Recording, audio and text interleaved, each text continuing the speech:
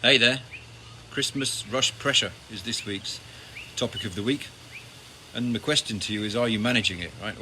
Or are you caving in to the pressure from your customers to rush to get things finished by Christmas because, it's really important? And that's the point, right? The point is they're all telling you it's really important. They all want you to meet perhaps an artificial deadline.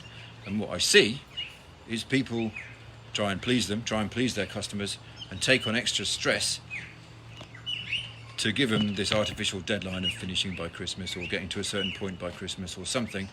And you take on stress. Sometimes you take on cost because you end up paying overtime and not being able to charge your customers extra. And surprise, surprise, if you say, yeah, I can finish it by Christmas, but it will cost you more, they don't usually want to pay more, do they? Right? So it tends to be a one-sided bargain, right? It tends to cost you and not get you anything from your customer. And generally speaking, in my experience, you didn't need to, right? You probably could have said no and not damaged your relationship and not damaged your job. So what should you do, right? I wrote a guide to what to do. You should download it, comment, whatever, saying no or Christmas rush, and we'll send you the thing. But the gist of the thing is rethink your desire to please everybody. Okay, I'm going to tell two stories today.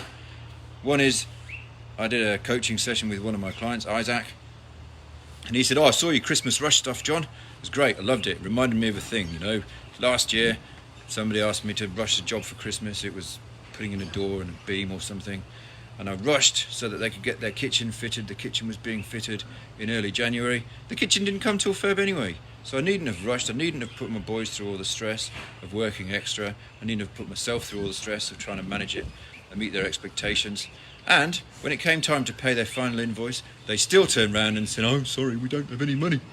Right? It didn't make any difference. They were nice people, but they didn't have any money. It took him ages, he said, to get the money out of them. Right? So it made no difference. Made no difference to the relationship. Didn't make them love him anymore or treat him any better. He shouldn't have put himself out. He says this year, he had a few people. He's been delayed by weather, right? He's had 2 weeks of weather delay. And he's turned around to some of the people whose jobs he was going to start before Christmas and said, won't be starting till after Christmas. Sorry, weather, rain, etc. He's declined to take on that extra stress. And guess what? Everybody's fine, and he's starting the jobs in the new year. Okay? So I think the message is, learn to say no. Right? And I did my group call this afternoon, and I mentioned in the group call that I'd had this conversation with Isaac, and one of my clients, Barry, went, I bet the message was learn to say no, wasn't it, John? And it is, right? So if you don't want the guide, learn to say no. If you want the guide, there's a little bit more detail, a little bit more guidance. See you later.